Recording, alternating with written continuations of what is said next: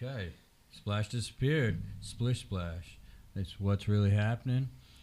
And I've got my guest, Morgan Cochneuer, in studio. And people people don't get that right a lot. So you, it's caterpillar. I wouldn't even have thought of that. Why the caterpillar? It's Cochneuer. Oh, you want to go right But into there's that? Okay. no, I don't have to. We can make it a surprise. That's fine. We gotta talk about stuff. But this has to do with your name. It does have to do with my name. It's also like, you know, it could be a spiritual animal. A lot of people have a spirit animal. My name's always been difficult to pronounce for people, even though it doesn't sound hard to pronounce, Cochneuer.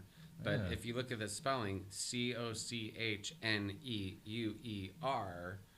it's a very odd combination of letters. So when I was working at a school years ago, doing yard duty, the kids called me Mr. C. Oh, And you get it right. yeah, they just because, you know, it's just, you know, you're Mr. C. It's just okay. We'll just take an abbreviation or something. Yeah, that's respectable. And then this kid, just out of the blue, she started going, "What's the C for? Caterpillar, Mr. Caterpillar?" And I just thought it was the funniest thing that this kid started calling me Mr. Caterpillar. And I was thinking about it, oh yeah, there's like, okay, the Alice in Wonderland caterpillar, and these different things are coming to mind. And then I realized caterpillar is actually good for me because as a multi-instrumentalist, caterpillars have multiple arms. So a caterpillar could be playing a fiddle and playing a guitar and playing a mandolin all at the same time. It'd be like a one-man band in the form of a caterpillar. So I thought it was cute and just went with that and started using that as a little nickname. And then more and more I've just thought, yeah, that's a good one to keep in the running. And being a children's author, it's also and children's entertainer, it's a good name for kids events and concerts and stuff. And then one of my aspirations in life is to write a story. I kind of have the story sketched in my head, but to make an actual book out of it one day would be awesome, and call it The Amazingly Musical Misadventures of Mr. Morgan Caterpillar. I like it, yeah. Which would be the story of a caterpillar who grows up, plays one instrument, learns one instrument, plays with some people, goes on and meets another group of insects, learns another instrument, plays with those people for a while. Then things keep happening, keeps ending up with different groups of insects playing different instruments. And then until it's just all his arms are full. And then then it's a big old jam at the end. Big old jamboree. Well, that's sort of like the mid-climax point, is where everything's just pumping and he's playing all these instruments and it's like, woohoo! But then, you know, all the insects go off in their different ways and he gets left still not really having found his place, even though he's played in all these places with all these different insects, and then starts to lose the instruments, and then it's just like, I don't know what's going on.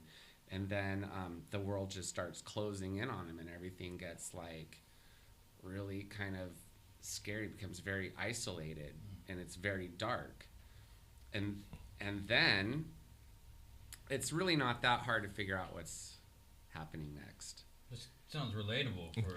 Well, he's metamorphosing. He's in a cocoon. He's changing. And then he grows into a butterfly. This is gonna be a long book. So then comes out as a butterfly and realizes that he can fly, and right. that he's got these beautiful wings. And so that is symbolic for me of my journey in life, having learned different instruments, played with different people, and then becoming something I never thought I would be, which is a writer of children's books. Right. And an artist. I always used to like to draw here and there. Never thought I was that good at it. I wanted to write. Thought, you know, you know, just settled on music. Music was like my thing. Okay, well, this is what I'm gonna do. And then later in life, I've realized that I could be an artist. I could be a writer. I don't have to have all the technical skill to be like some amazing, like, you know, an artist in comparison with artists. I'll because art is about expressing yourself. Well, and sometimes illustrating in a books is way different, right? And so it's just getting the story across. It's getting your point of view across. And I'm going to back up a little bit. I'm sorry, Luke. I'd like to do this to Luke every once in a while. I do. I love it. And so here's the thing. One thing I noticed that you mentioned and I thought of when you said you play all these different instruments and the caterpillar thing, and then you even, right when you said the one word, it totally came into view, one-man band. So here's something I would think that you probably have attempted before if you're into illustration or drawing. Have you ever drawn a caterpillar as a one-man band? Of course. Oh, yeah. Well, only like a long time ago, just some doodle sketches. I haven't really gone full-blown like into that. I've been just practicing little bits of art here and there. And but that's something, you know, to get more serious about and follow up on. That would be at least a great logo. Yeah. It can be done a lot of different ways, you know. Right. So. Because when I envision the one-man band, I think of one guy, then he's got the big bass drum, then he's got maybe some sort of flute or wind instrument out of his mouth, and then he's only got 2 or 3 different instruments going, and that pretty much is the one-man band. Oh, and even like the cymbals between the legs. Right. So there's certain things when I think of one-man band that strikes it strikes up or conjures an image in my head, and the first thing is the big bass drum, the cymbals on the knees, a wind instrument coming out of your mouth, that kind of thing. Yeah. I've just been focusing on practicing drawing like little things one by one, you know, like an instrument here and there, or copying art out of other children's books. Like, and there's Eric Carle, the author of the Very Hungry Caterpillar. Right. And if you look at that artwork, it's every kid in 4th grade has.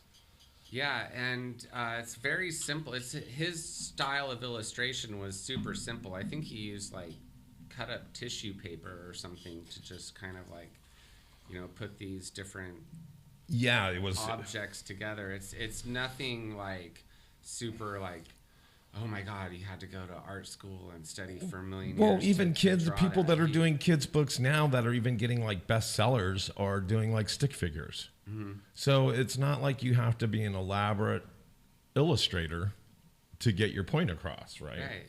You have to have the passion for it and to be like, and to have some sort of meaning behind, and you have to have fun with it, you know? Right. It has to be entertaining to the demographic, which in this case would be kids. If it's a book, it should definitely be able to stand up writing wise. So it should have a story with maybe a moral or something behind it, so that the reader and maybe or in this case parents can get behind the meaning of it, like bullying. I don't know. Yeah. Or something like that, some sort of message, some sort of life lesson. And then the other thing is, it has to be visually pleasing. I mean, so even if it's stick figures, maybe if it's done in some kind of way that's, I don't know, it strikes a chord to use a and then pun to intended. really morph into that butterfly where it's like becoming a children's book, right? Like I have a lot of ideas that I want to do for books. It's been a matter of like, which one do I focus on, and narrowing it down and figuring out like how to do it. You know, I had the idea of the ABCs of jug band music. So that was, and I had another illustrator actually do it. I came up with the images, but another illustrator drew it. So, and when I came up with that, I had just that one idea.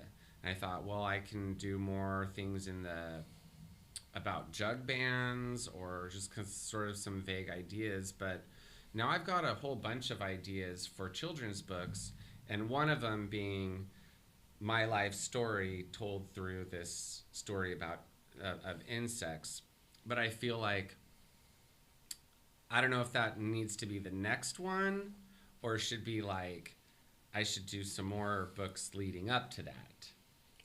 Or it could even be one in a series of. Could be. Right. Because it seems like even like what Luke was saying is that it could be, that's a pretty long book almost. Just the story of him learning instruments and coming up before he even gets to the point of where he becomes. Well, because it's children's books, I'm picturing like the other caterpillar one we were talking about. If that's one I read, it's a lot of pictures, and then you're like, it's short though. So that's what I'm picturing, like 3 different books. Might be all at once, but broken down, not like a novel though. Right. Or are you going for a novel? It seems like he's pretty fluid, right? It sounds like it could be kind of simple. It could just be, the caterpillar is born, the caterpillar learns an instrument, the caterpillar plays with a few different people, then the metamorphosis happens. But I think it should have more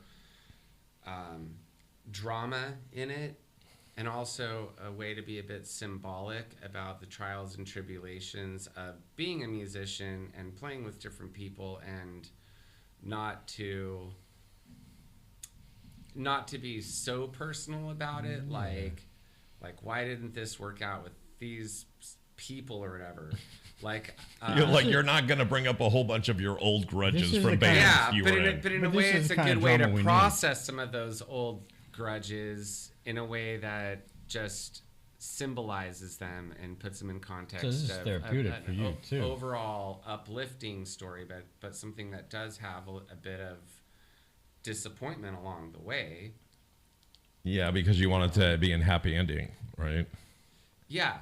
And then I thought, okay, my son, who's 10 years old now. This is your real son. Yeah, my son in real life. Okay. Like, one of the ideas I thought later is that as the butterfly is leaving and he has the offspring, like the little caterpillar is like,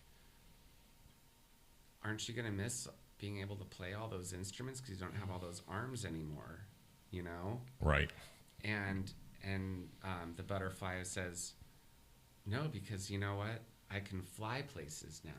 And and the music's inside me. So I can always, even though I have less arms, and that's kind of the story. So teaching life lessons through the guise of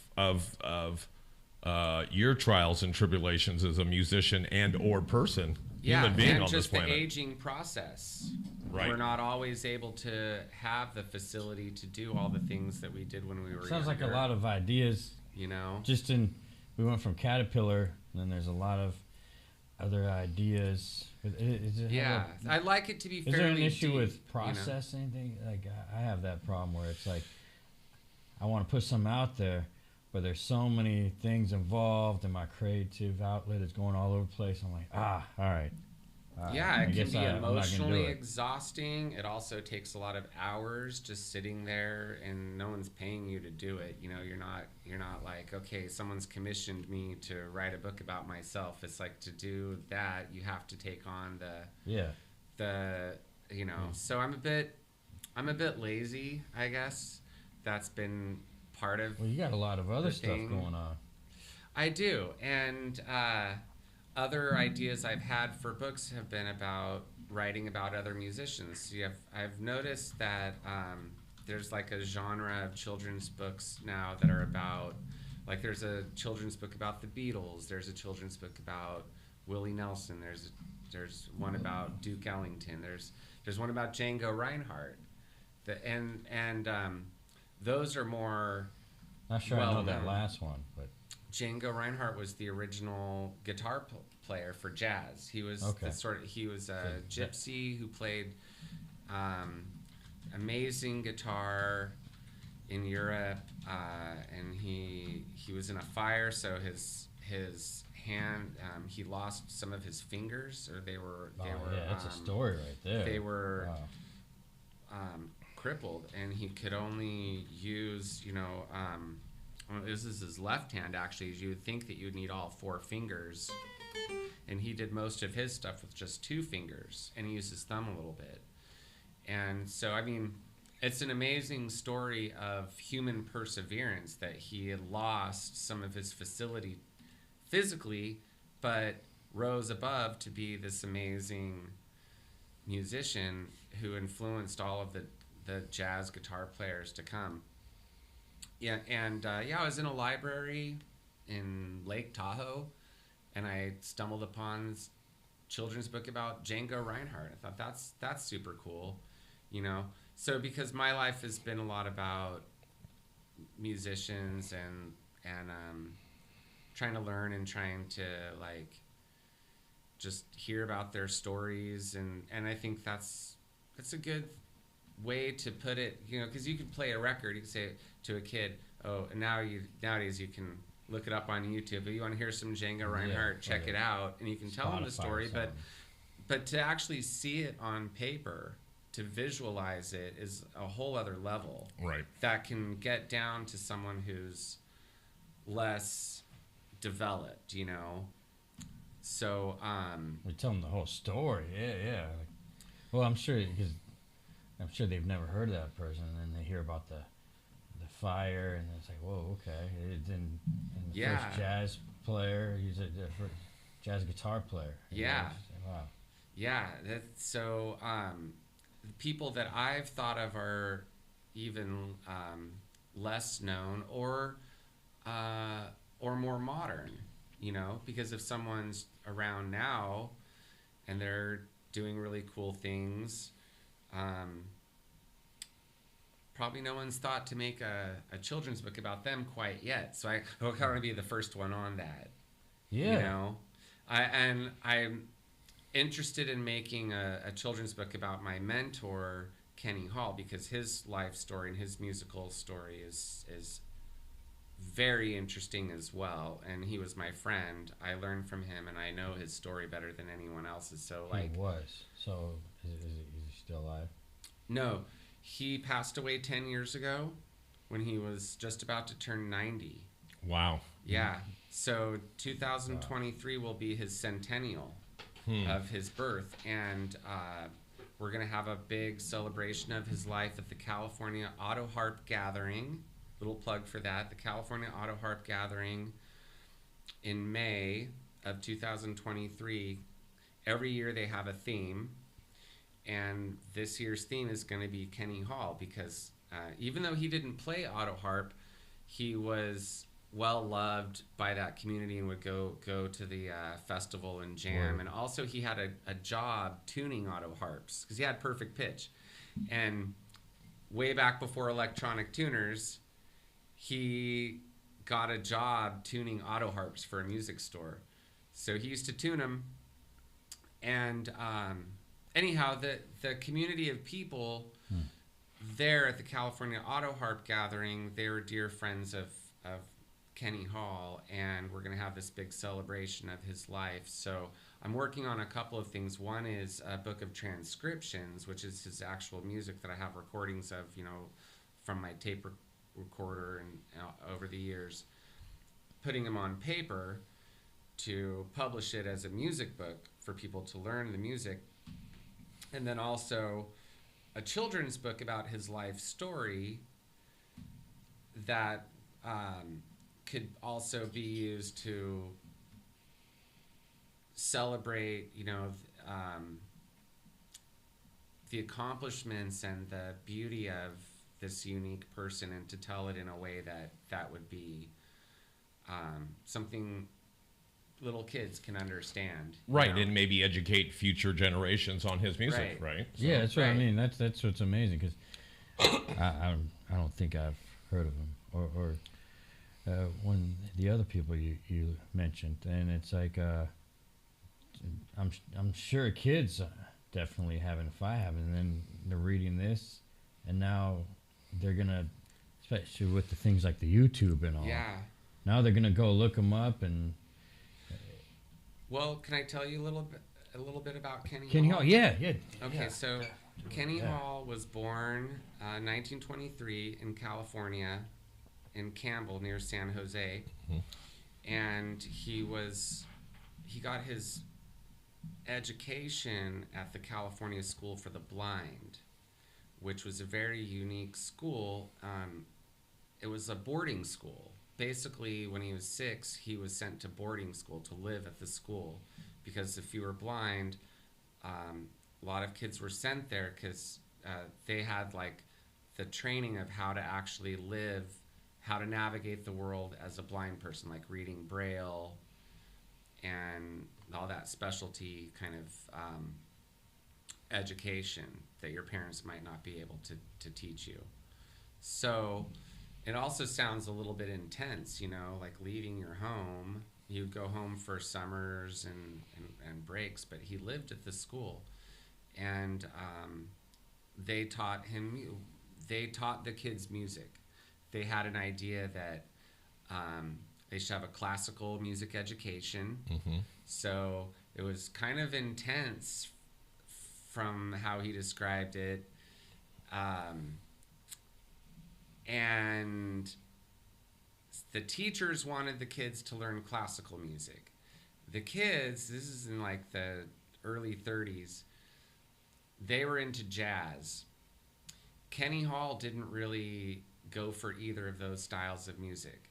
He went for older traditional music that he was hearing on radio stations, older music that he was hearing from going to the record store and going through their old records.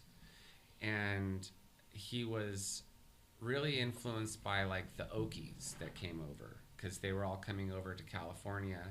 He was meeting them. Oklahoma, yeah. Yeah. Also from Arkansas and from Texas and from, you know, there was a, Just that area. yeah, there were, and then there were Mexican kids at the school as well. And How much of the blues influence? well, there was some blues, but it wasn't. It wasn't like Delta. It wasn't the typical. That wasn't his style of blues. Or even the older stuff like Robert Johnson, Delta kind of stuff, and Yeah. because you were talking, he came up through the 30s and 40s, Yeah. and the songs, music of that time was, well, there's always pop, right? But then there was jazz, and it was more traditional jazz, wasn't fusion. There was some blues. There wasn't rock and roll. There wasn't. It was before electric instruments and before the thing when I say jazz that he didn't really like was the going off and soloing and changing the melodies all the time. Right. See, what he liked to do is hear something and then try to learn it by ear. Right. So if everyone's always playing the tune differently and like doing their own do-do-do-do-do kind of things, it just lost him. He just wasn't as interested in it. You know, he was interested in a melody that he could learn from someone, remember it, and then teach to someone else or play with someone else. It wasn't about taking something of someone else's and making his sound with it. Right. Although he did make his own sound just by the sheer uniqueness of the way he played mandolin. He played mandolin with a fingernail instead of a pick, and he had this kind of odd style of tremolo and playing chords while he played the melody that was kind of, you know, if you hear his sound, it was unique, but it wasn't, he always tried to let the melody shine through really clearly. Right. You know, and so he would play old pop tunes from the 20s. You know, that was his era. It rubbed off on him. All kinds of different things rubbed off on him. He played John Philip Sousa marches that he learned off of the school radio that they would play on their loudspeaker or whatever. Well, that's the Kanye West of the day, right? So Philip Sousa was a popular guy, man. Yeah. If it was inescapable, like he absorbed it and learned it, and would play it like so you can You couldn't help but hear about this person. Yeah. Like a tune like Sweet Georgia Brown, he could play it. You know, the jazz people,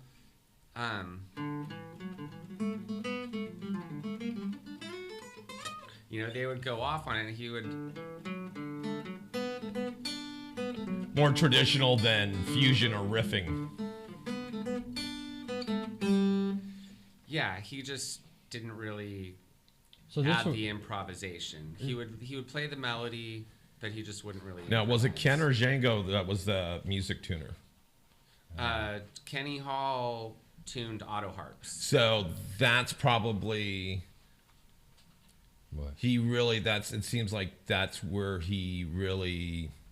That's where he lived. He liked to focus in on things and get it right. The first place. Yeah. So you said Kenny went to the School of the Blind, though. He went to the School for the Blind. Was he blind? He was blind from birth, and they were trying to teach him violin. That helps to the whole writing the story. Yeah, that's why it's also could be very inspiring that someone could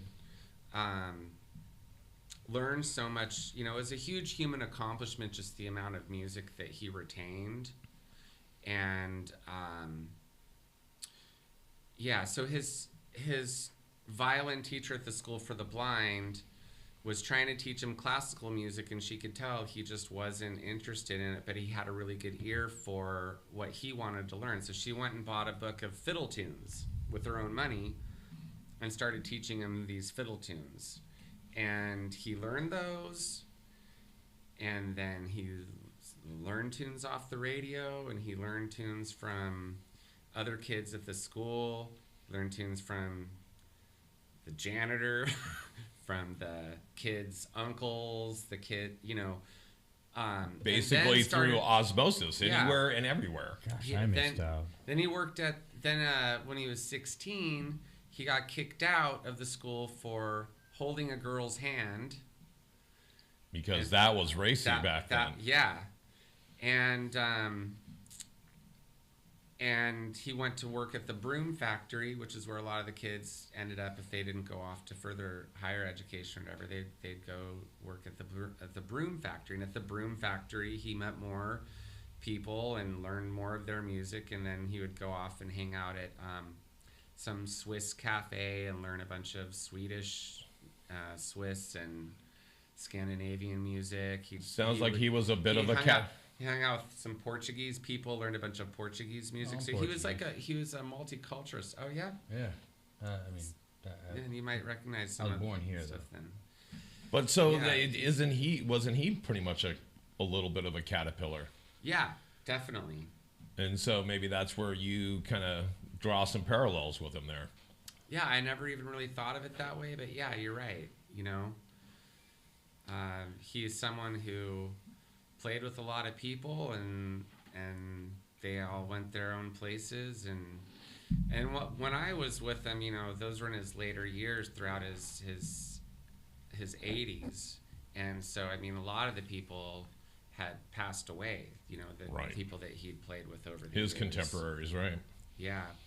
So, but he was just a lot of fun, and had this attitude about music that was just, he loved to sit and play with people, and he'd also go hiking a lot.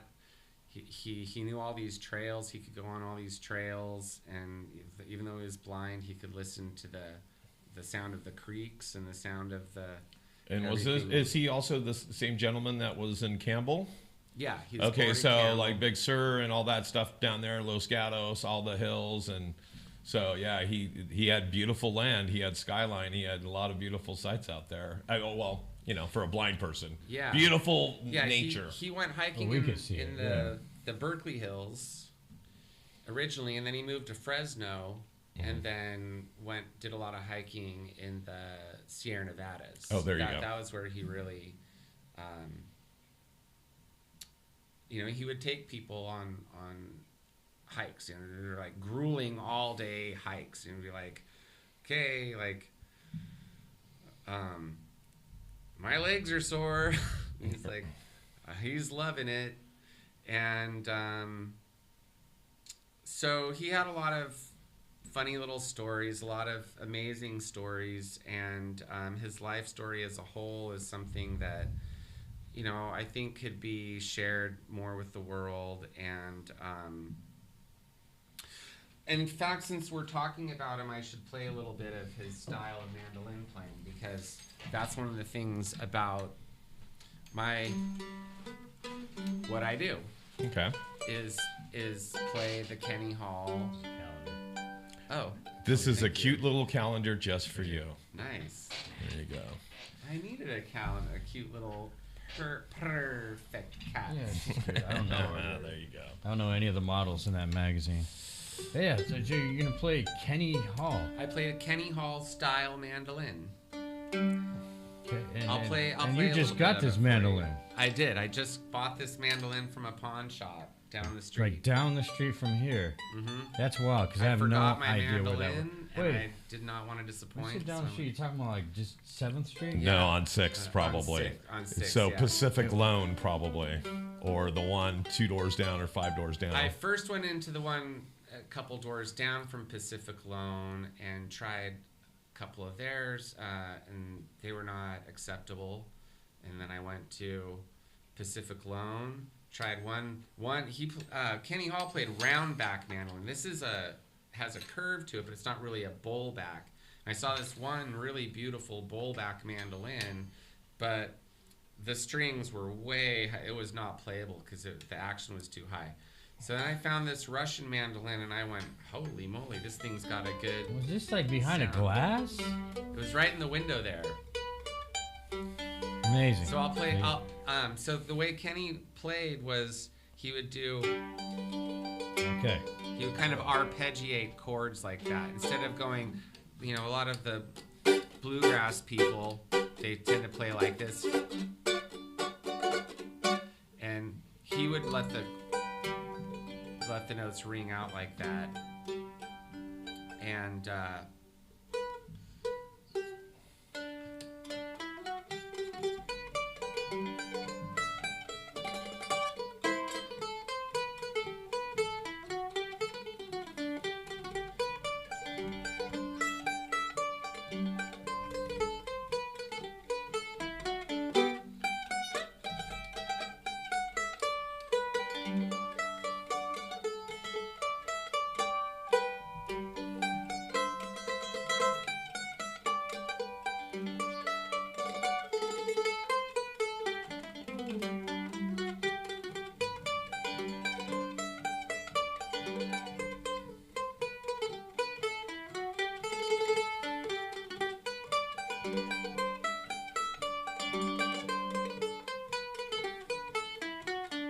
now the moon shines tonight on pretty Red Wing. The breeze is sighing, the night bird's crying.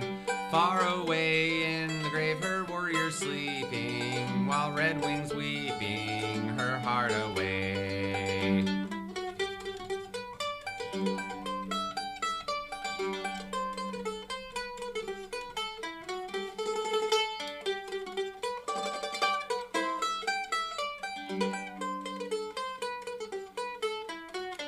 You can't fool me, I'm sticking with the Union. I'm sticking with the Union. I'm sticking with the Union. You can't fool me, I'm sticking with the Union. I'm sticking with the Union till the day I die.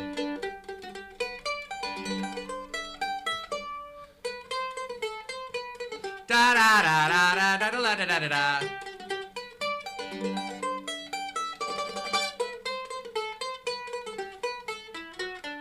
Now the moon shines tonight on Charlie Chaplin.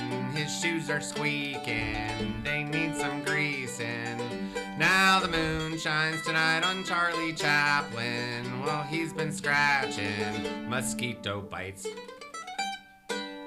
Yeah. A sample of There Kenny you Hall go. style. All right. Heck, so this was Kenny Hall, and dang, how long ago was this song? Well, this song, it's he's playing very a song, old. it's a very Oh, yeah, old we gotta song, say but it it's- wasn't Kenny's song. It's a It Kenny wasn't Hall no. song. He didn't ever write music. Oh. He only wrote words to songs occasionally. He would come up with sometimes just short little words. Okay, okay. Like this tune, West Fork Gals. Okay, you just here's playing it some- on it. He wrote these words.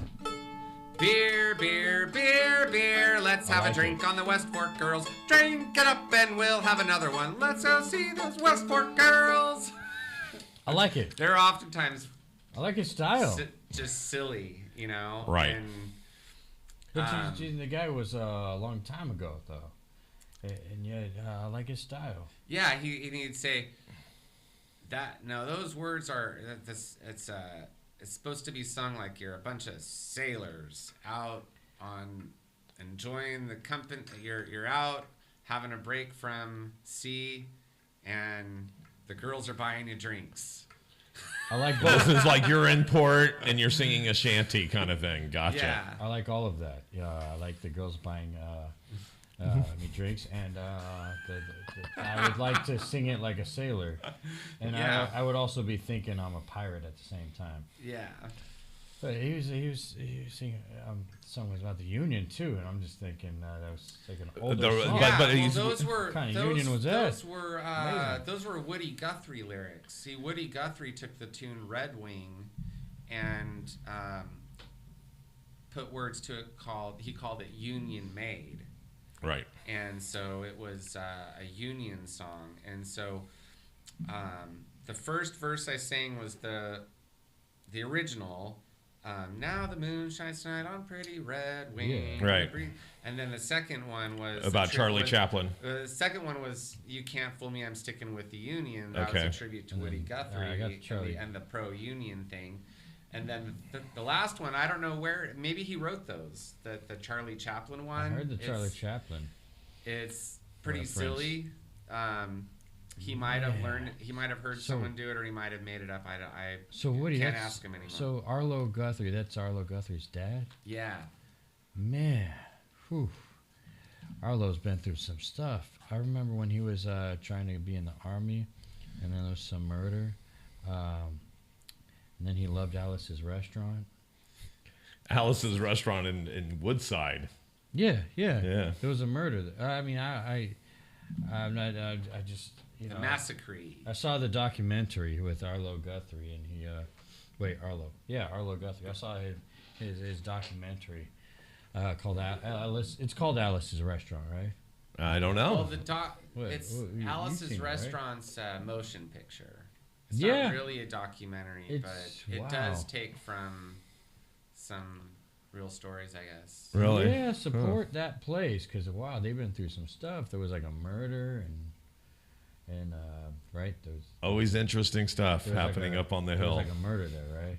Or, I'm gonna have to go back and look because I don't know. well, because so originally I had the record of Alice's Restaurant, that song he sang, and then You can get anything you want. and then a prostitute stole it. I'm not gonna say how she's related to me. I'm just gonna say, Sorry. yeah, because my mom likes to listen to my shows. Yeah. So I heard that, and then I think that he talked about there was a murder in that song.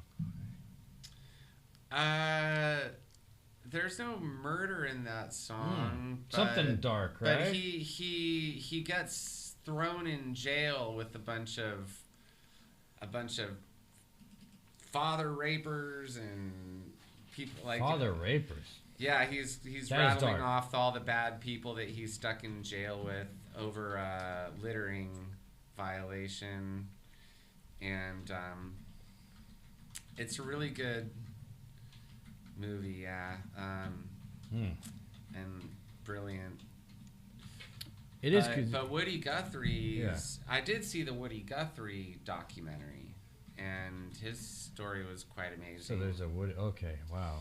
So I was Yeah. stuck on that, I guess, because being from the peninsula, I guess I feel that's relatable. So I stuck with Alice's, but I don't know about the Woody Guthrie documentary. I don't think I've seen it. Well, Woody came out as part of the Dust Bowl, and I'm not sure. Oh, he in his early days he would do radio shows with this lady, Kitty something or other. I forget. And it was kind of comedy, duo stuff that they had. And then he started writing a bunch of. So he wrote a bunch of songs based on the Grapes of Wrath. And he wrote songs about the Dust Bowl.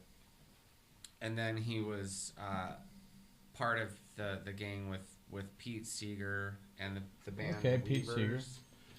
Woody Guthrie wrote this song. Okay, all right. Lots of folks back east, they say, beating the hot old dusty way, making their way to the California line. Over desert sands they roll, getting out of the old dust bowl. Think they're going to a sugar bowl, but here's what they find. Now the police on the port of entry say, you're number 14,000 for today. Oh, if you ain't got the do-re-mi, boys, if you ain't got the do-re-mi, better go back to beautiful Texas, Oklahoma, Kansas, Georgia, Tennessee.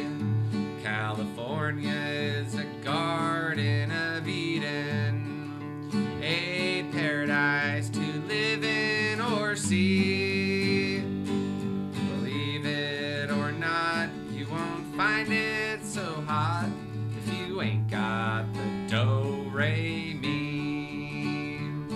Now you wanna buy you a house or farm that can't do nobody harm. Take your vacation by the mountain or sea. Don't swap your old cow for a car. Better stay right where you are. Better take this little tip from me, 'cause I look through the want ads every day.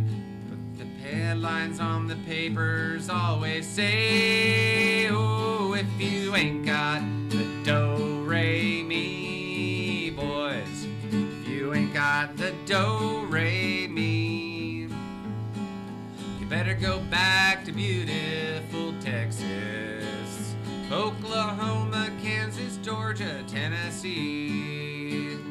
California is a garden of Eden, a paradise to live in or see. But believe it or not, you won't find it so hot if you ain't got the do-re-mi. No, And man. that song can be true today. Kind of hits home. How do you feel about California now? It's expensive. And That's what I hear from people with all kinds of views. yeah. So everyone could collaborate on that. Come on.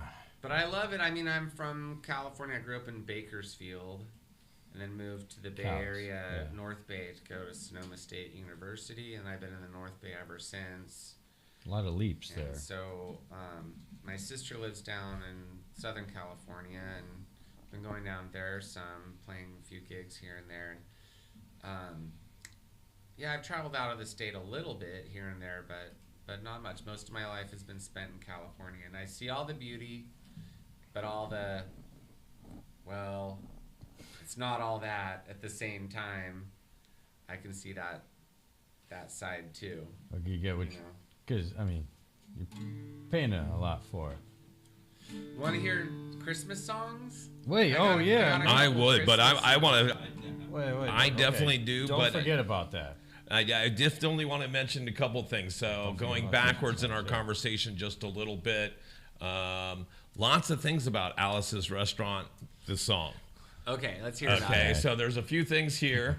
Alice's Restaurant, original restaurant was called The Back Room, was located at 40 Main Street in Stockbridge, Mass.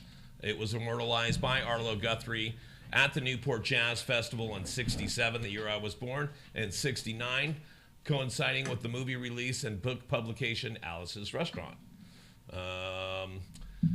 Also, the song is a deadpan protest against the Vietnam War draft in the form of a comically exaggerated but largely true story from Guthrie's own life. While visiting acquaintances in Massachusetts, he was arrested and convicted of dumping trash illegally, which later endangers his suitability for the military. Oh. Did you know that? And then another interesting thing, it says something about, did you know it was one of the longest songs ever? Alice's Restaurant, the longest song, was it the longest song ever recorded? The song is one of the longest in the world of rock and war. Let me try that again. Rock and war. Rock and war. Wow, dude, rock and war, dude. So no, Alice's Restaurant, the longest song ever recorded. The song is one of the longest in the world of rock and roll. Did it again. It lasts a total of 18 minutes and 34 seconds. Oh, jeez. Well, that's a long jam. I don't remember that. So there you go. That wasn't like your prom song. And those are most. That's just him rattling That's off for the lyrics gigs. too. That's not like it's not like a 10-minute drum solo in the middle. That's Right. Like, that's how long it takes to actually tell the That story. of the song. Well, good Yeah. thing we pressed not for kids because you said 69. There you go. And you said Nam. Wait, you said Nam or Nam? Nam. Oh, I think it's Nam. So that actually might get us some flack there. That's like Well, Cochneuer versus Cochneuer, by the Yeah. way. Sorry, go ahead. Well, I can do some like well-known traditional Christmas songs, but Yeah. there's one. There's a couple that are more obscure. I saw you in a more- picture with a bunch of Christmas stuff. Oh yeah. Last year I really got into it with my street performances. So I'm a busker and I play lots of, a lot of times I just play my fiddle. That's kind of how it started. Was I'm just gonna go play my fiddle on the street. And then, during the pandemic, when everything closed down, I was sort of left with nothing and thought, okay, went back to street performing because I could still do that, but started to think about it differently. Like, I got to pull out the stops. I want to make it like it's not in between what I do in between gigs. It is the gig. Right. And then even a step further, it's like fun to be like, oh, I'm just some nobody out on a street corner, but I'm going to act like I'm, playing a stadium concert just to like hype, just to psych myself up and just to just to break that. They don't know how famous you are. Feeling just to be like, okay, I'm going to make it a big deal. And for the people that pass by, Like celebrity on the cover.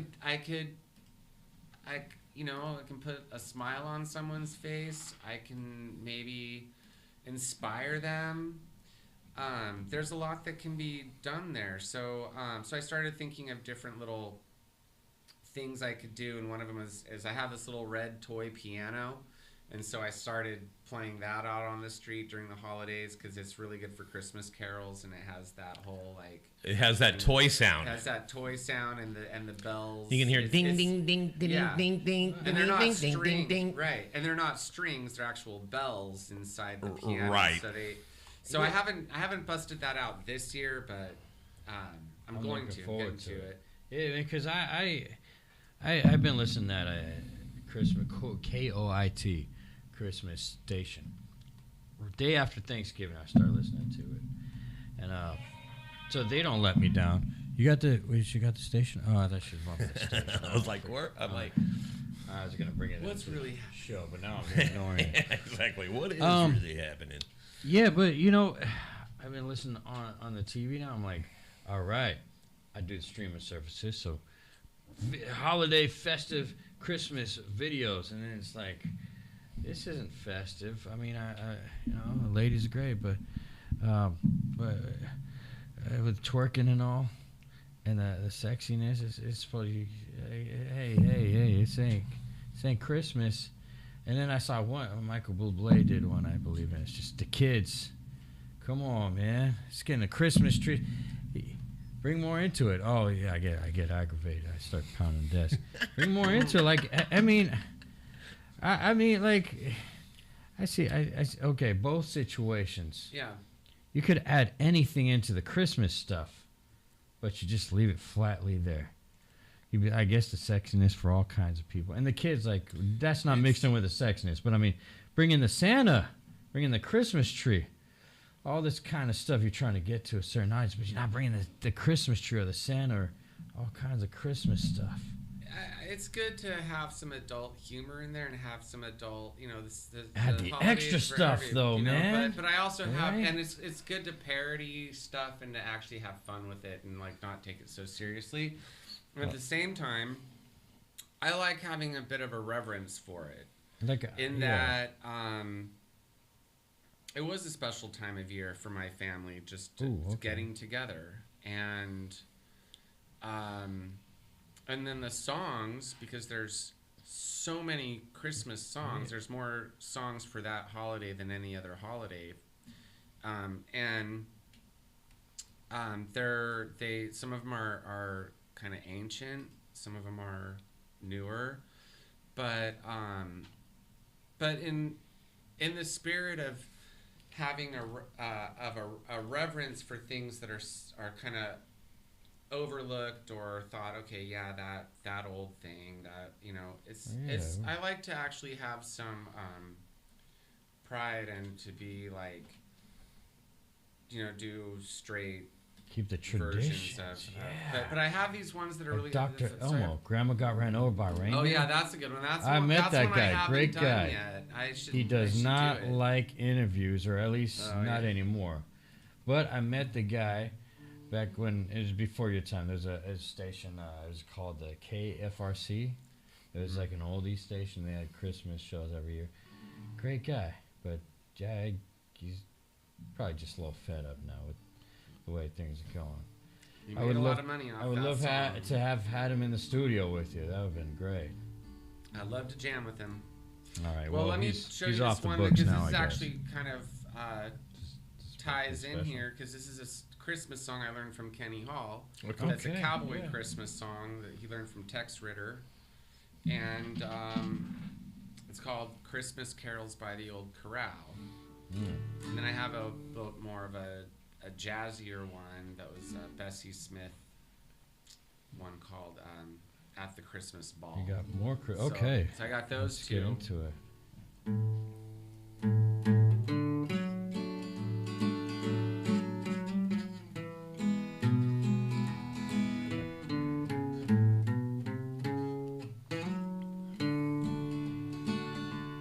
They'll be singing, it's gonna be singing Christmas carols by the old corral, celebrating, congregating, and exchanging greetings by the old corral.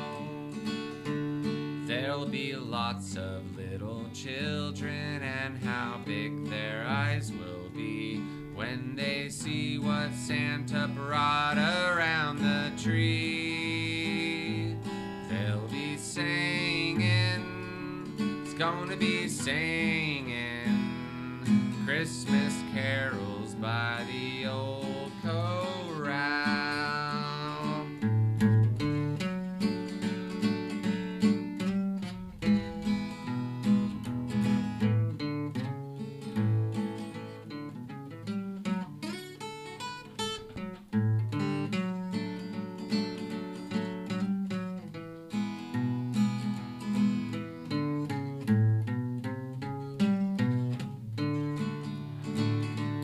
There'll be lots of little children, and how big their eyes will be when they see what Santa brought around the tree.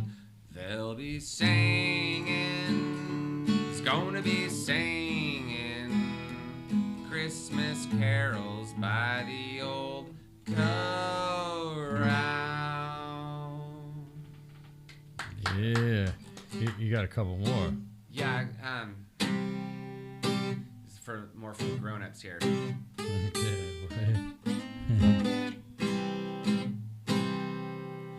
Well, Christmas comes but once a year, and to me it brings good cheer, and to everyone who likes likes wine and beer.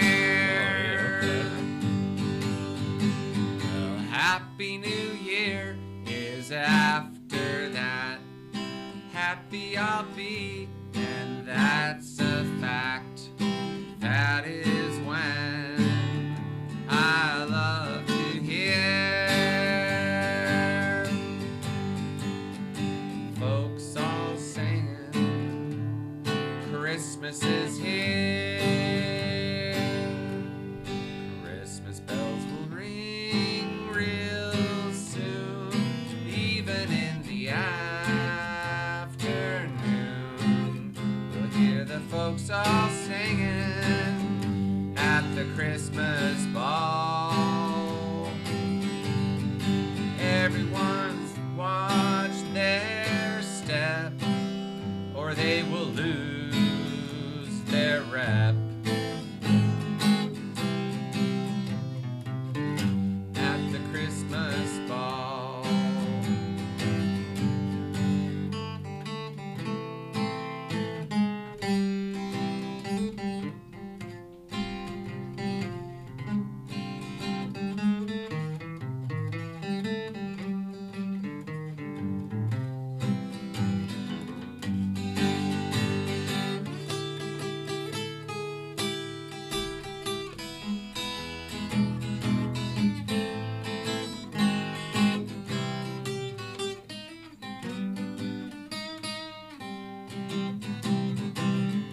So grab your partners one and all, keep on dancing round the hall. Well, there's no need to stall, don't you dare fall.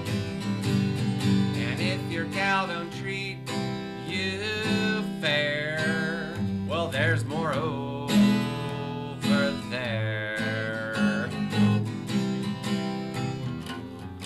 At the Christmas BALL ball.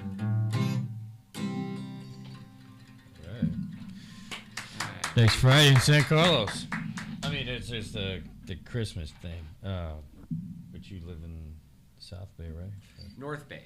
What? Petaluma. Oh, well. Always better to Petaluma than Pentalana. I was a southern I was kid, waiting though. for that. Yeah. Hey, you got another Christmas jam, right? He's searching his. He's gonna check his I pockets. felt like you had three. Those. Oh. Whoa, with the mandolin, all right. He's. And every once in a while, you hear that metal. Yeah, I got this metal pick that came with this mandolin, and it kind of adds a little bit of a chime to it. Yeah, It's always it's a nice to get mandolin free charm gift. bracelet.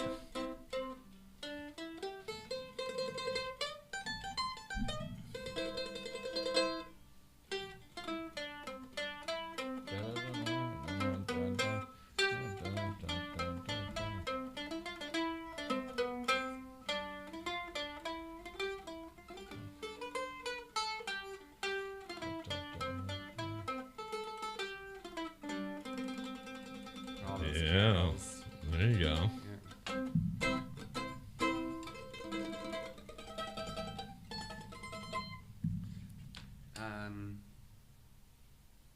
I don't know. I could go on with those, but Bullet, I mean. You just took a bullet. Yeah, bullet. There you go. That's the cup.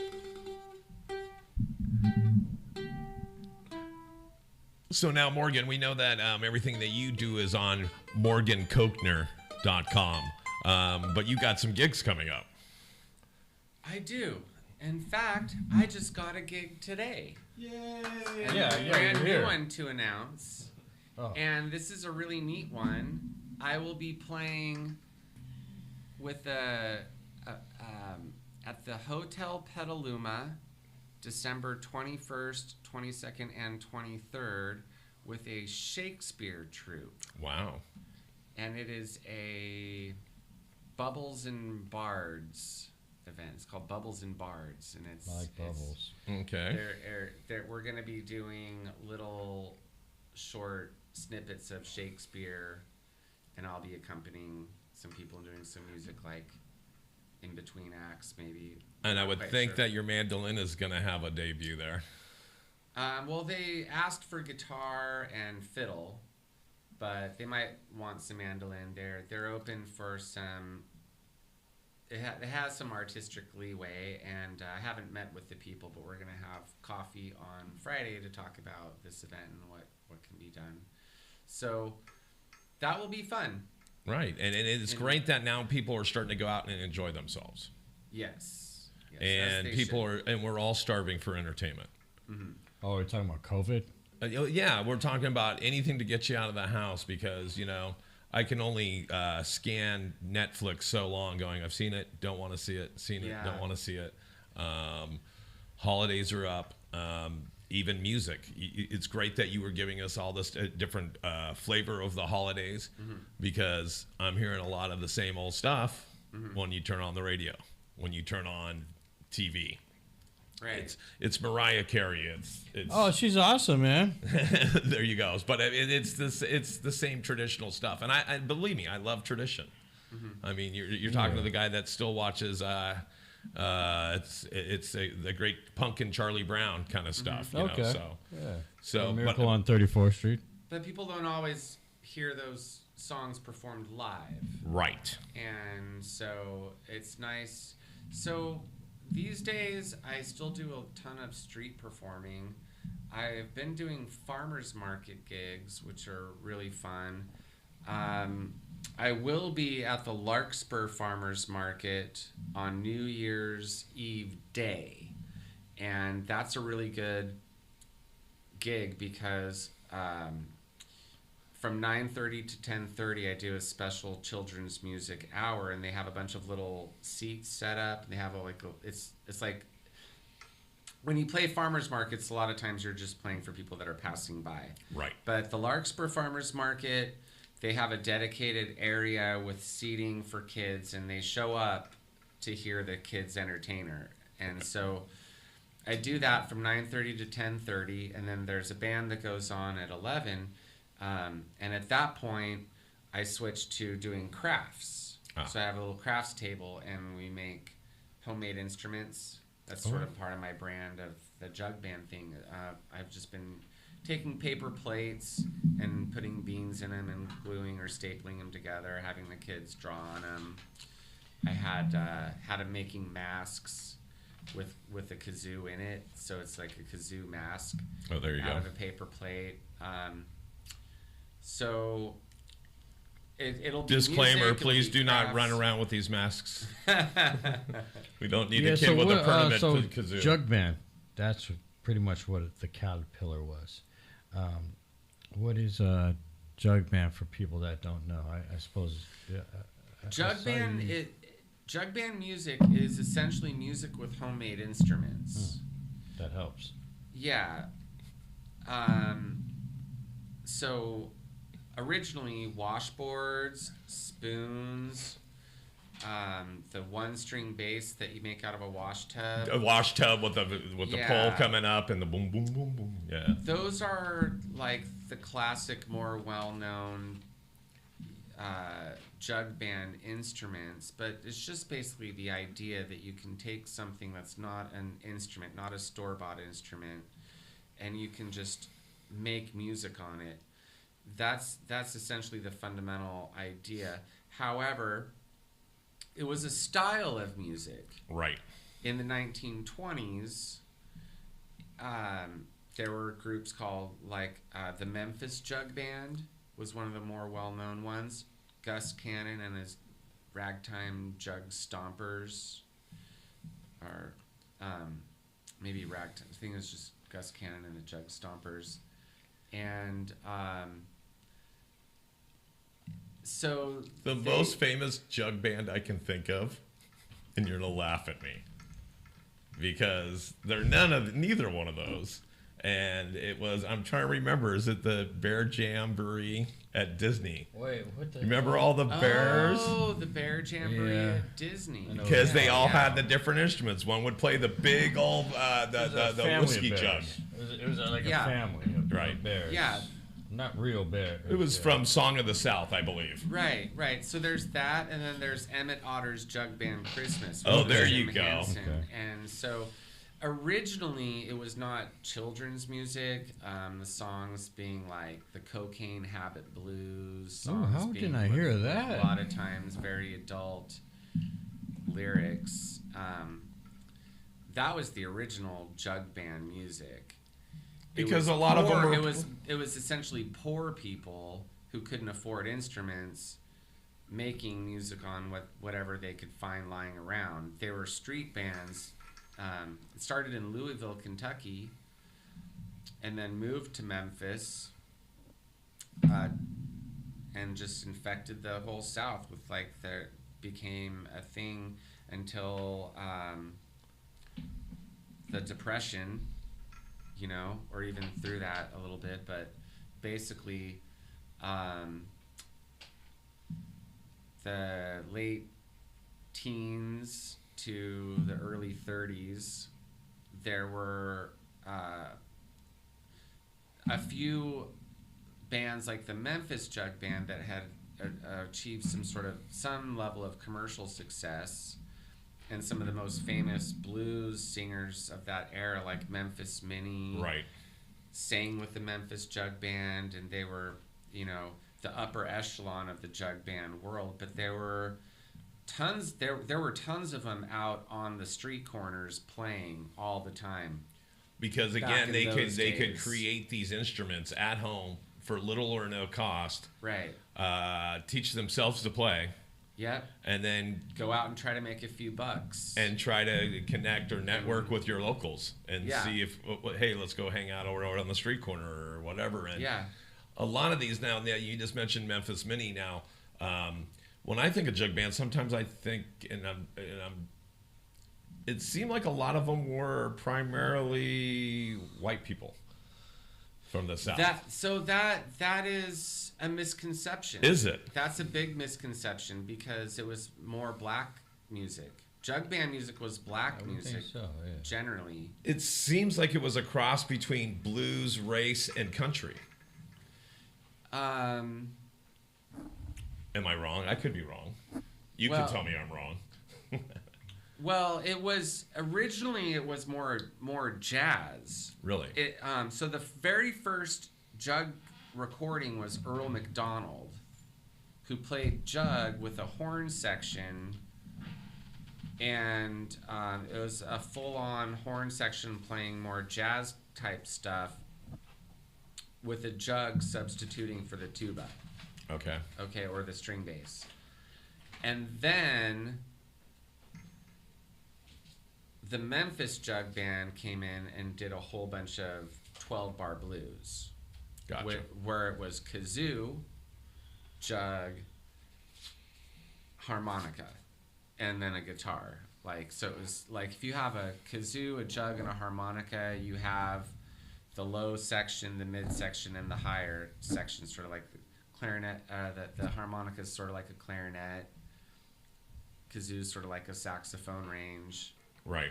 You have the jug and the bass, and you have guitar, and very simple 3-chord songs, But and then as the Memphis Jug Band gained success, they added banjo mandolin, they added fiddle, they had piano for a while. It got more sophisticated as time went on. Yeah. But it was they were mostly black, those early jug bands, and for whatever reason it didn't really stay with that cultural identity, whereas blues and jazz are well known to be associated with black music. Jug band music, for some reason, most people who don't know anything about it they think of white hillbillies. And maybe it's just because what was portrayed in movies and TV and just the nomenclature of the day. Yeah. I think that's kind of bluegrass, ain't it? Well, it was pre-bluegrass. This was the stuff that actually inspired Bill Monroe and the the bluegrass musicians that came out in the 30s and 40s were inspired by the jug bands, but they weren't doing jug band music. They were doing more streamlined, really hot fiddle, banjo, mandolin music. You know, they'd cut out the homemade instrument deal, and then I would say, yeah. So there was also a big revival of jug band music in the '60s, but very few black bands doing it at that point. Right. So you had Jim Kweskin. That was like the more well-known ones were definitely Jim Kweskin, and the Even Dozen Jug Band, which was before the Love and Spoonful with John Sebastian. Right. The John Sebastian and then Creedence Clearwater Revival and like the Grateful Dead and I mean even the Beatles. They started before they were the Beatles. John Lennon and Paul McCartney. One of their groups was the Quarrymen. Yeah, the Quarrymen. Yeah. Which Talking about Love and Spoonful, the guys that did Everything Is Magic. Yes. That was Jug Band. No, they that were was it. Was they started out playing jug band music before the Love and Spoonful?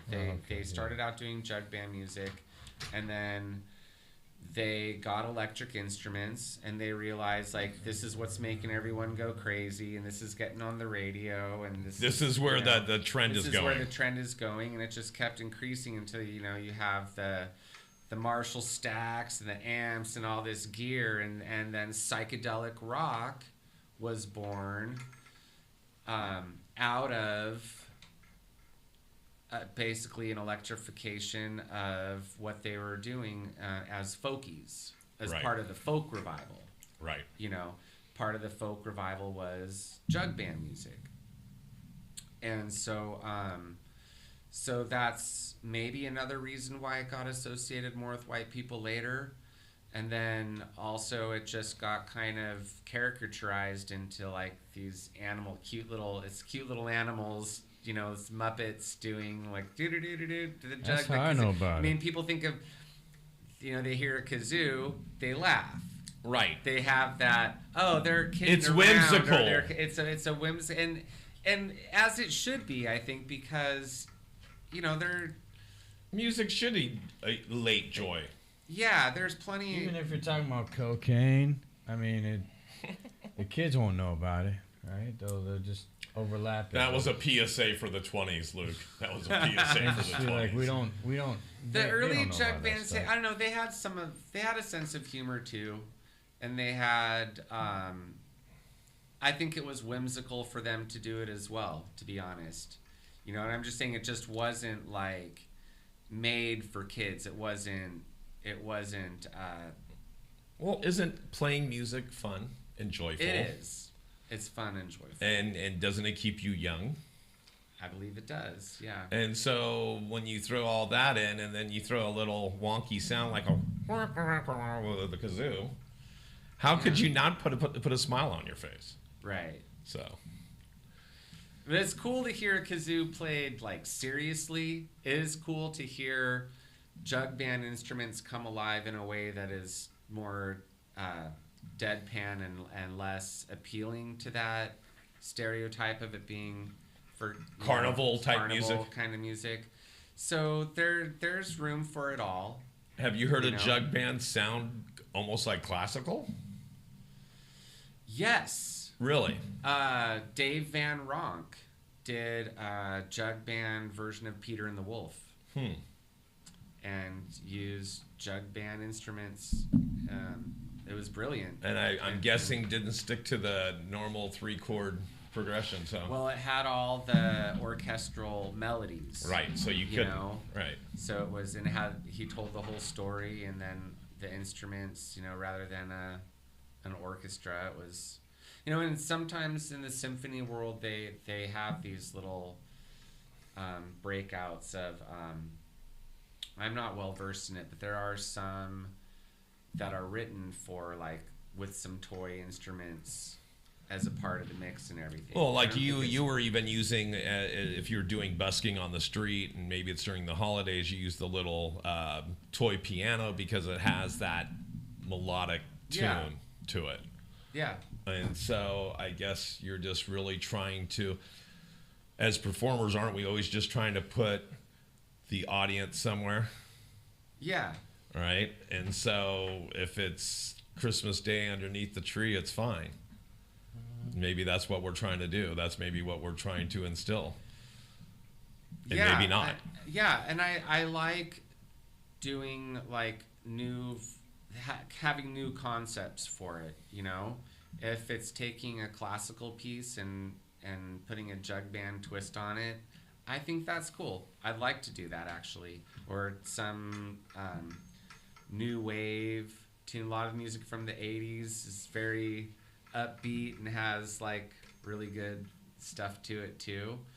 Could be done in a jug band style, you know. And I'm trying to do that more these days just to like connect with people, because I notice, you know, if I'm playing for people who are not very familiar with jug band music, if I do a song from the 20s, they're probably not going to recognize it. But if I do a song from the 80s, they'll recognize it. Well, and then I think even if you fast forward even further, right? Yeah. I mean, couldn't you? I guess you could play. What's somebody it's current that's pop right now, Luke? Taylor Swift. Like a Taylor Swift song. Or like grab the new Beyonce record or whatever. Right. Yeah, I haven't been that cutting edge. My way of being new is like The Cure, huh? Oh, The Cure. Yeah, okay. Well, you know, I could do the Cure with some kazoo and stuff. But keep it classic. Yeah. Could do. I was doing a song from Frozen. So that's probably the most modern thing I've actually done is that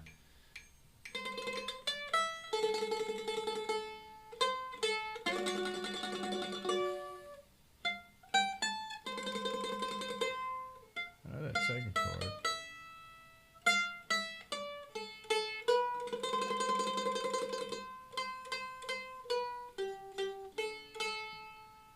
See, and I can't pick it out. Yeah. But that's good. But a kid will recognize right. That. They're like, oh my God, he's playing Frozen. Right. And that's what I like, is that feeling of connecting. Because, you know, when you see them, their lips move, they're starting to sing along, or they're starting to just... or they start to bob. You know it's just sparking their imagination on another level if they recognize it. On their level. Yeah, on their level. You can bridge that generation, Good right? Point. Yeah. And so I would think as a comedian, I'm always thinking like I'm a scientist in a lab trying to invent something that nobody's ever seen before, right? I'm a great inventor. Mm-hmm. I would think you being like Kenny back then, listening to things going, I want to try to play this as much like the original, right? But playing it with a non-traditional instrument, like, you know, I don't know, playing an AC/DC song with a mandolin. You know, people might. I would think that you would love to sit there and try to figure out how to play songs on non-traditional instruments. Oh yeah, and seeing what that sounds like. I had a new one come up because I saw a Pink Floyd cover band the other day. There you go. And I've been dancing on this dance board. I didn't bring it in the studio, but I've been one of the things I started doing the last year is to clog while I play fiddle, or while I play guitar or mandolin, and you know, this Pink Floyd band went into the we don't need no education, and everyone in the crowd was all marching, and the backup singers were all marching, and I thought and then the next day I'm standing there on my dance board thinking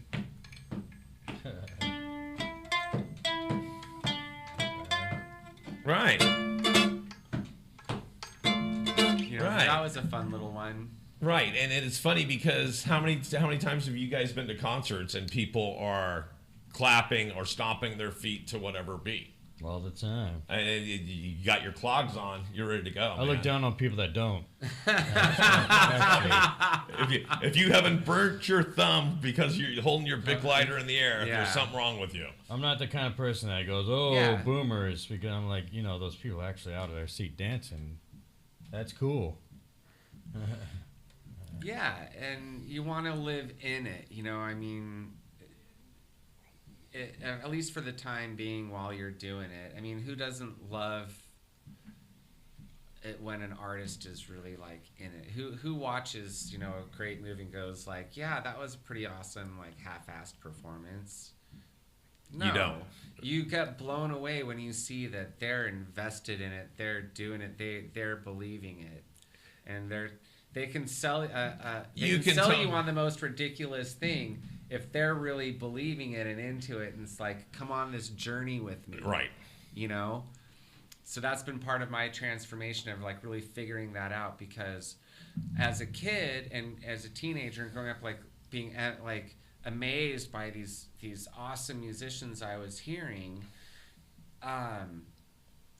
you know, part of me always wanted to be like them, and then went to music school, and then started teaching lessons, and then playing folk music and being like, yeah, you know, I'm just a teacher.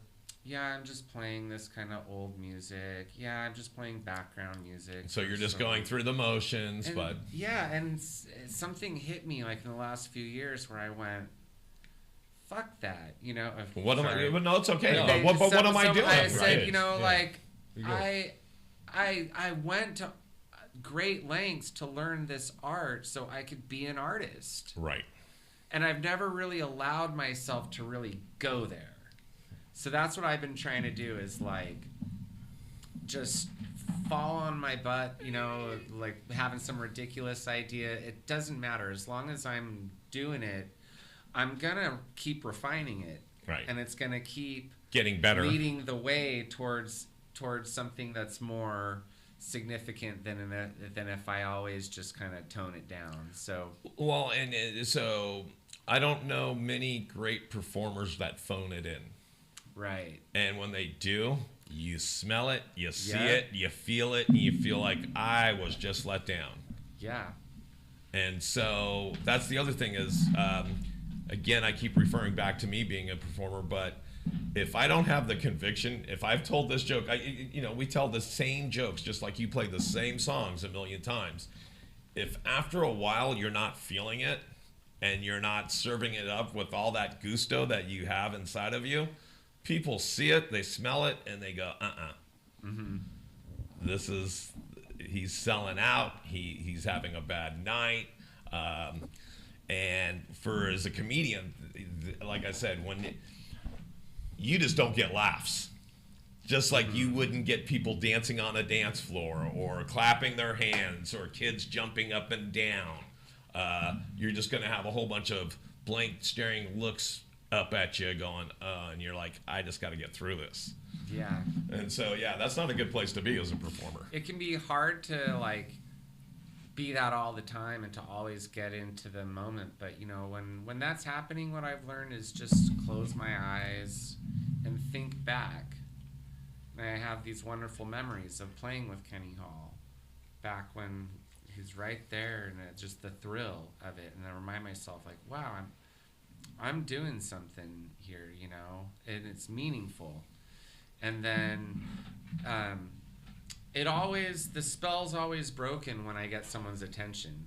Right. Anyway, Right. Once I get someone's attention and they're like, wow, which happens all the time, then I'm like, all of a sudden, okay, like I'm firing on all cylinders now, and I'm believing it and doing this.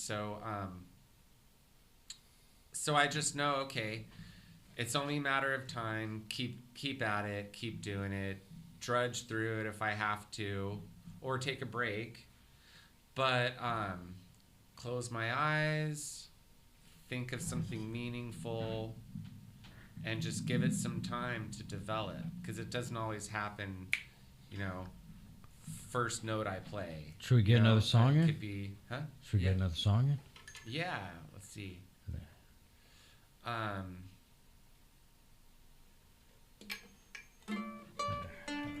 I could talk about this. So I'm also working on writing a musical about street performing. All right. Called Buskerville. So, I've done my fair share of busking. nice. It does it in the elevator too. Yeah.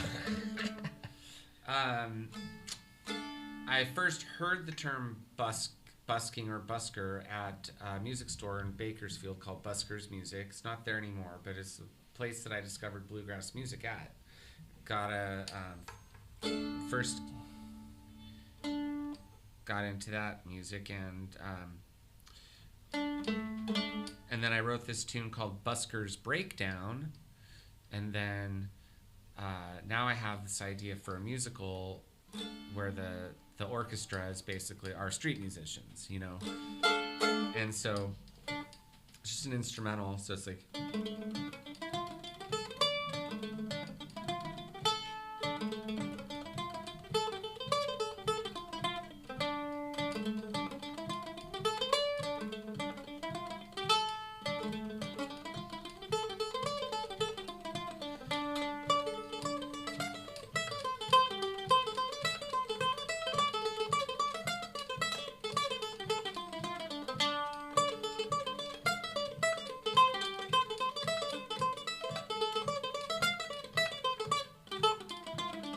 So you can imagine someone playing that and people passing by, different characters, kind of Right. little spotlights on different people as that's happening. And then we go to the third part, it's a juggler or someone on a unicycle, someone who's like a little balancing thing.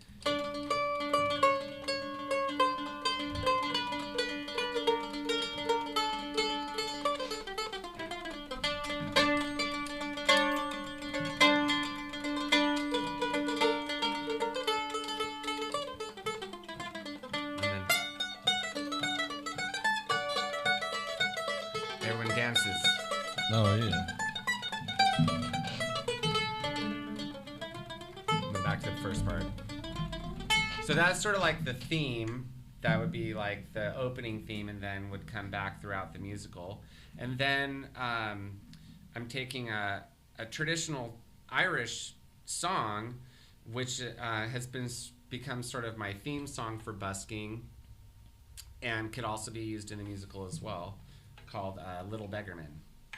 So even the main character's name is Johnny Dew, taken from this song. Okay. So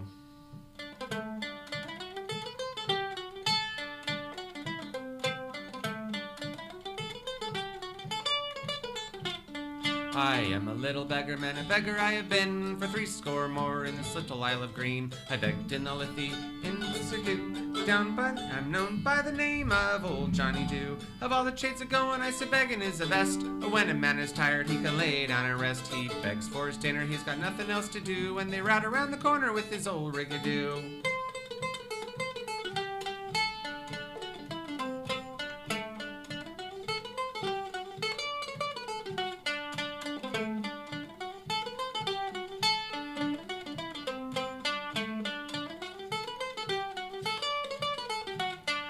I slept in a barn way down at Kirrabon. We wept the night the morn and slept till dawn with holes in the roof, the rain's peeking through. The cats and the rats, they was playing peekaboo. Who should awaken but the lady of the house with the white spotty apron and a tally-gold blouse? She began to frighten and I said, "Boo, but don't be afraid, man, it's only Johnny Dew."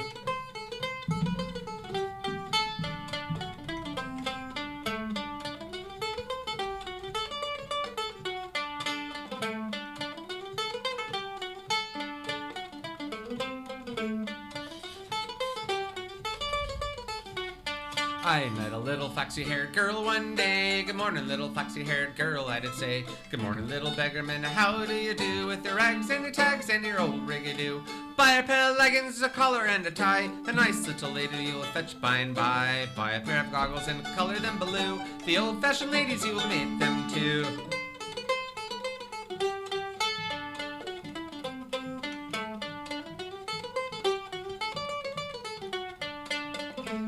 Da da da da da.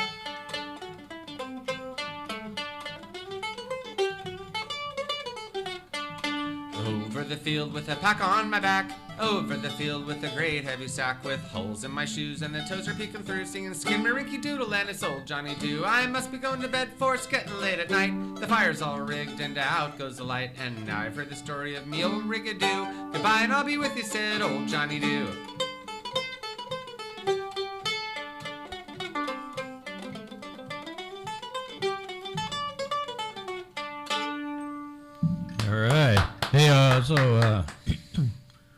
Who wants to end with the Christmas spirit here? Yeah, Let's absolutely. just go around. I used to do this back in the day. Wants to go around reading some Santa tells the story of a Christmas, especially with an author in the building, huh? There you go. Cool. All right, let's start. It was the Christmas Eve. The sky was clear and full of shining stars. Santa Claus was passing by a forest on his sleigh. He saw some animals gathered under a tree to celebrate Christmas. All the animals cried out joy at the sight of Santa. All right, yeah, pass it along. Yes. Pass it along. Man. Hello, Santa Claus, greeted the animals. Can you tell us the story of Christmas? They requested. Santa started to tell the story of Christmas. All the animals excitedly gathered around him to listen to the story. All right. Ready, Paul? All right, next page. All right. A long time ago, Mary and Joseph had to travel for many days. A donkey carried Mary on his back as Joseph led the way to a little town called Bethlehem. Santa started to narrate. All right. Sound like the Fandango guy there. That's pretty good. Yeah. If you know the name of the movie you want to watch, press 1 now. Yeah, tell the story of Christmas, yeah. Mary and Joseph were unable to find a place to stay and ended up safely in a stable where Mary gave birth to a special baby, Jesus Christ. This was the first Christmas, smiled Santa. Yeah, right. It sounded like that's what Mary was saying. She had a baby and she said, Jesus Christ. Jesus Christ. Yeah. Powerful. Yeah. Is that how he got his name, by the way? I think so. Okay. All the animals were engrossed in Santa's story. They were amazed to know how each of the animals present in the stable that night helped take care of baby Jesus. There was a humble sheep who offered her warm, soft wool to wrap baby Jesus and protect him from the cold. You got this, Paul. I am so glad that they were, what were they? All the animals were amazed. They were engrossed. Gross. I'm so glad they were engrossed and not engorged. Not grossed out. Not engorged. Yeah. And so, I'm sorry. It's not a happy story. All right. When baby Jesus was crying, a dove soothed him to sleep with her soft cooing voice. The baby then slept peacefully for many hours in Mary's arms. Check this out. Check this out. I got this. All right. Here we go. All right. Wait, this is upside down. Okay. After several hours, when Mary was tired, so sleepy, she was tired of holding baby Jesus. How could she be tired of holding Jesus, so small and precious? A generous cow offered her manger for baby Jesus to rest for the rest of the night.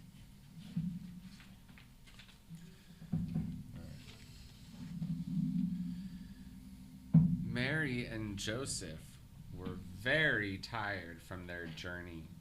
They wanted to sleep, but were worried who would watch their baby. Just then, a brave dog came forward and agreed to watch baby Jesus whilst the family slept. Yeah, babysitter, I didn't know that. Oh, it's Santa. The animals were amazed to hear about the magical night. I would have to have offered my trunk to rock baby Jesus, shrieked the elephant. My horns would have been useful to lift baby Jesus' bassinet, said the reindeer. My fur would have kept the family warm, voiced the wolf with excitement. All right, check this out. All right, I got this. All right. Yeah. Ho, ho, ho! You're such a wonderful bunch of animals. I'm sure we all would have done something special for little baby Jesus if we were present with him that day. Do you know what else happened that night? Santa smiled.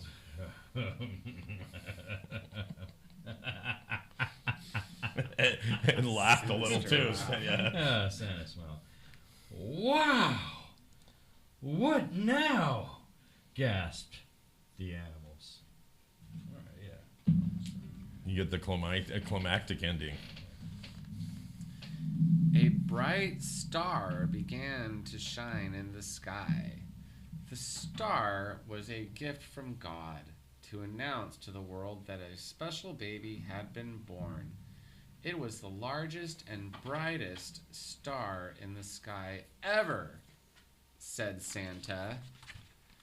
Oh, it's me with the ending story. All right. Expect that, all right. All right. Then Santa said bye to the lovely animals and flew high in the sky on his sleigh. All the animals raised their heads towards the sky to see the star and watch Santa fly away on his sleigh. And again, that was Santa Tells the Story of Christmas. It's by no author either. You see that? No author. No author. Oh, that is, Yeah, I don't know if I'd want to put my name on that one either. that's very... Divine inspiration there. It's biblical. It's got Jesus in it. It is. It is. By the way, I love the voice acting you put into your readings. Well, Likewise.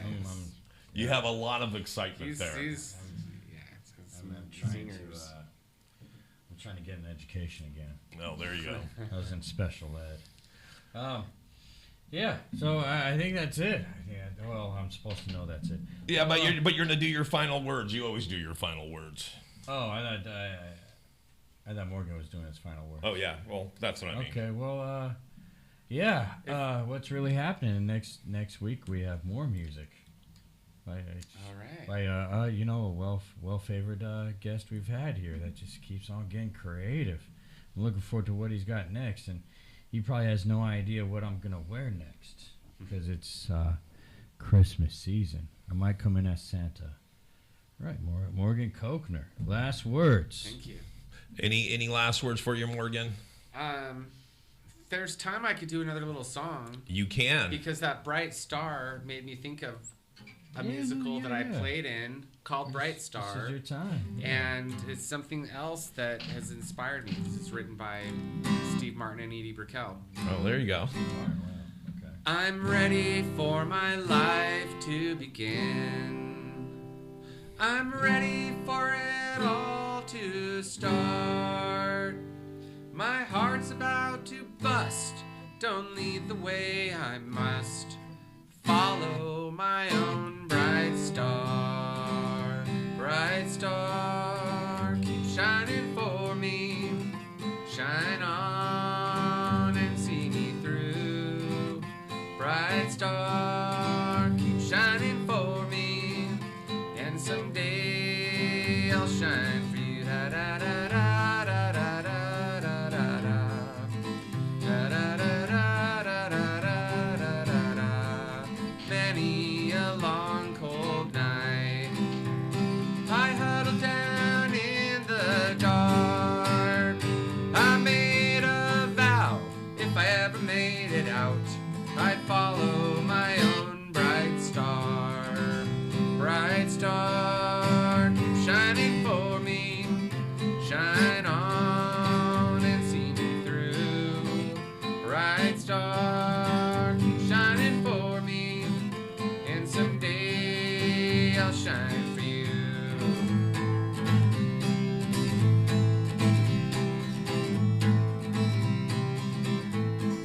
I've seen a weak man fight. I've seen a strong man cry. I have learned that the brightest day can turn into the darkest night. Bright star, keep shining for me. Shine on and see me through. Bright star, keep shining for me. And someday I'll shine for you. Da da da da da da da da da da da da da. We can have the harmonica. Da da da da.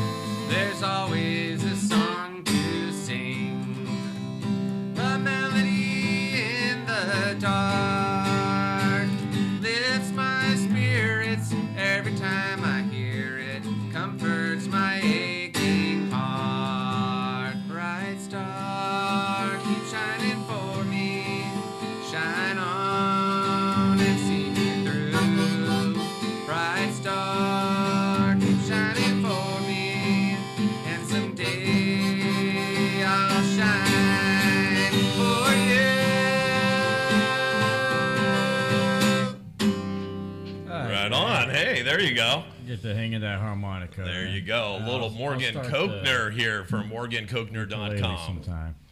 All right. So who do you got coming on next week there, Luke? I'm really excited, man. I got Andre. Remember him? Andre. Remember it last time? I remember Andre. There you go. He's coming back. He's got some creative streak. We're gonna bring him back. All right. And I know we're going to have Morgan back because, I keep telling myself every week. I tell myself Bring every my fiddle week. next time. There you go. I keep telling myself every week I'm going to shut up during your show, and you keep having great hosts or keep having great guests that I can't. Well, you're behind the board, so I do appreciate it. So you'll put my name out there even more. There you go. Join in. I got your card too. There you go. So you guys check out everything Morgan Cochneuer does on MorganCochneuer.com. Check out, he's got a gig coming. Tell us that date again. Yeah, in Larkspur. December 31st. That's New Year's Eve day.